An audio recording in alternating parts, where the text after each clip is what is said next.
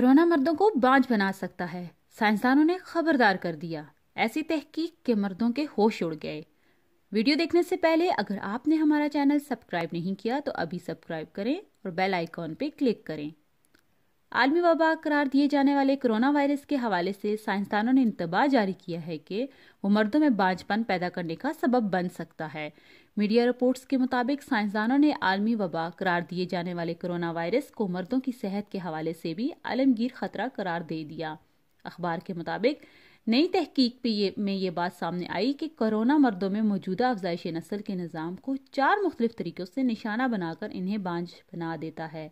Corona virus मर्दों के sperms की शक्ल ही बदल देता है, जिसके बायस वो बेज़ों से इख्तलात की सलाहियत से महरूम हो जाते हैं।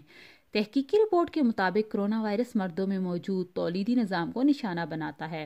कोरोना वायरस की तबाहकारियों के मुतालिक शाया-शुदा रिपोर्ट में कहा गया है कि ये मर्दों के अफजाइश नस्ल के टिश्यूज को मुस्तकिल बुनियादों पर नुकसान पहुंचाकर उन्हें बांझ बनाने का सबब भी बनता है। टीबी मैगजीन में शाया-शुदा रिपोर्ट में बताया गया कि कोरोना वायरस हार्मोन्स के लेवल्स में खराबी पैदा कर देता है, जिसकी वजह से अफजाइश नस्ल की सलाहियत निशाना बन जाती है। ओपन बायोलॉजी में शाया-शुदा तहकीकी रिपोर्ट के मुताबिक कोरोना वायरस ज़हनी दबाव के जरिए भी मर्दों को निशाना बनाता है।